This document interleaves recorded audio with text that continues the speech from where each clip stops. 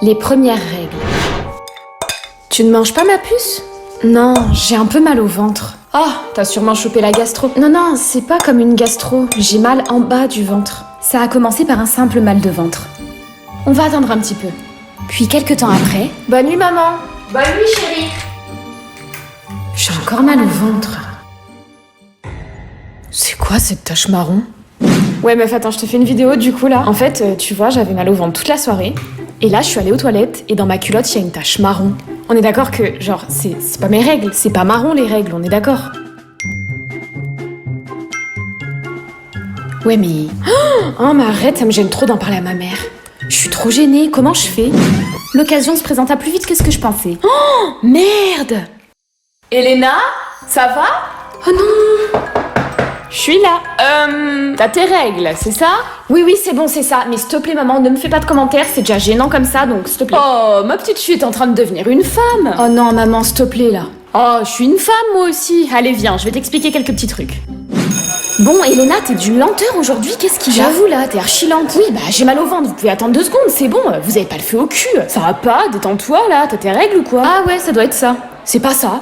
Ah, t'as tes règles, j'en étais sûre. Attends, meuf, j'ai grave des questions parce que moi, j'ai pas encore mes règles et je stresse trop. Déjà, imagine, je les ai en cours. Ah ouais, moi aussi, j'ai plein de questions parce que je les ai pas encore aussi. Alors attendez, je vous explique. Avoir un parent toxique. Maman, j'adore ce haut, tu me le prends?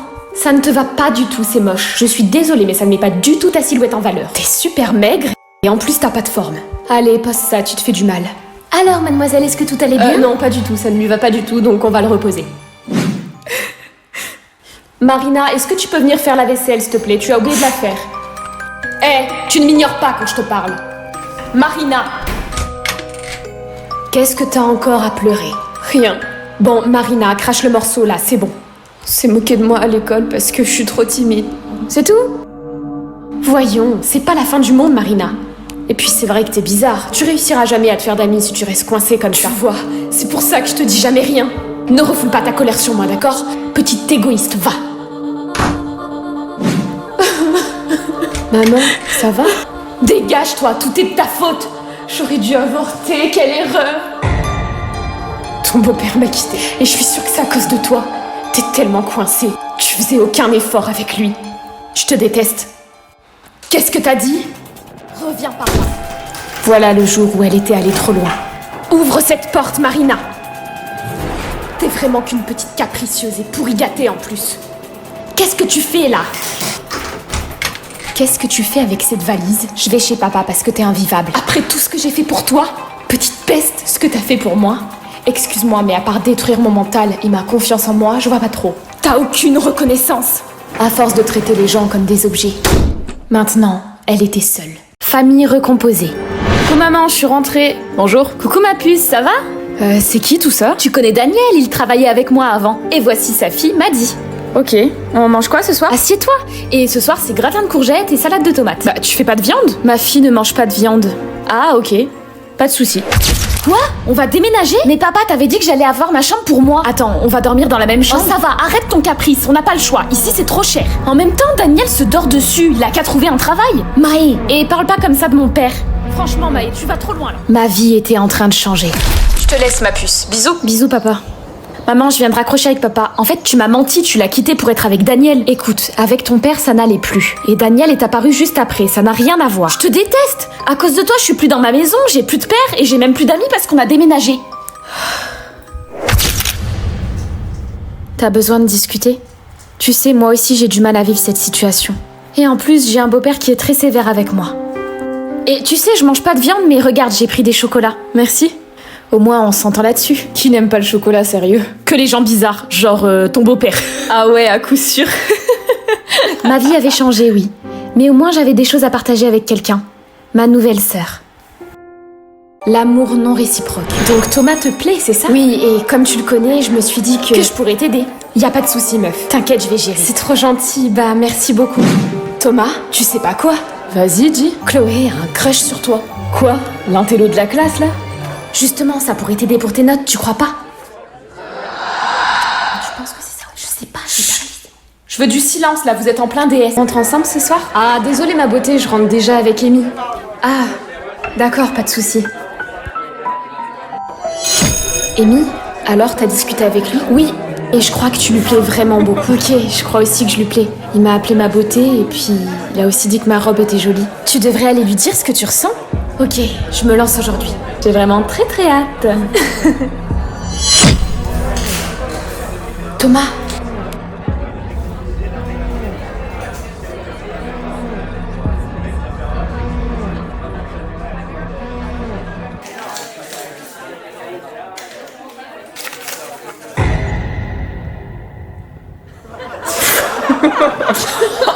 À ce moment précis, je vivais la plus grosse humiliation de toute ma vie.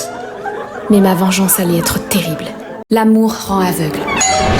Ça va, pas trop stressé? Bah non, pourquoi? Bah, de rencontrer ma mère. Ah ouais, bah non, t'inquiète. D'accord. Bon, et alors, Jules, qu'est-ce que tu fais comme étude? Je suis encore en bac général pour le moment. D'accord. Et qu'est-ce que tu ressens pour ma fille? Oh, maman, arrête, tu vas le mettre mal à l'aise. Ah ouais, la daronne intrusive. Bah, je sais pas ce que je lui trouve à votre fille. Hein. Non, je rigole, je l'aime. Enfin, je crois.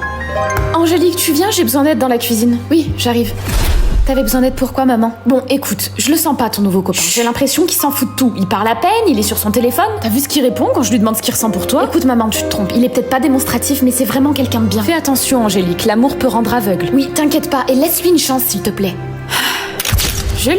T'as vu mon message d'hier? T'as pas répondu? Ah, parce que tu t'attendais à une réponse avec des messages comme ça, t'as rêvé, toi. Je t'ai juste demandé d'être un peu moins sur ton téléphone quand on est avec ma mère parce que ça m'a blessée. Par contre, me crie pas dessus comme ça, on dirait une hystérique. Tu commences à me saouler, là. Non, je te crie pas dessus, excuse-moi, c'est juste. C'est pas grave, ça arrive de faire des erreurs, ma chérie.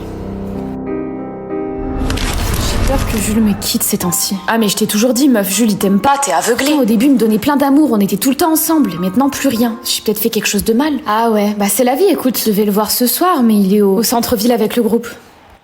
Mais comment tu sais ça, toi? Ah, et bah, c'est les autres qui me l'ont dit. D'ailleurs, faut que j'y aille. Bisous. Du coup, ce soir, je dors chez toi ou pas? Oui, et en plus, mes parents sont pas là. Vous venez de dire quoi, là? Merde. L'attachement au prof. Adeline, je viens d'aller sur Pronote. C'est quoi ces notes catastrophiques encore? J'allais t'en parler. Personne n'a réussi le DS. Tu sais très bien que je m'en fous des autres. Et puis la meilleure note, c'est 18. Donc je pense pas qu'il était si dur, hein? Je croyais que tu t'en foutais des autres. Me réponds pas. Passe-moi ton téléphone et va réviser. Y en a marre que tu fasses rien pour t'améliorer. T'es une bonne à rien, sérieux. Ta sœur, elle arrivait à avoir des bonnes notes, elle. Oh, j'ai trop la dalle, là. Pareil. Adeline? Je peux te parler un instant? C'est comme ça que ça a commencé. J'ai lu votre texte sur le thème des notes. Tout va bien? J'ai la pression constamment. Ma mère est dure avec moi. Et comme je suis nulle en cours... Adeline, tu n'es pas nulle. Tu ne peux pas exceller dans tous les domaines, c'est tout. Merci. Si tu as besoin de parler, je suis là, d'accord? N'hésite pas à rester à la fin des cours. Vous êtes adorable. Sans le savoir, elle avait ouvert une brèche. Je te rejoins, à toutes. Pourquoi tu restes toujours dans la salle après la fin de ce cours? Je comprends pas. Madame Martin m'aide à me sentir mieux. Et elle me donne quelque chose que ma mère me donne pas. De l'amour. Adeline? Ah, vous êtes là. Tu sais, je suis ton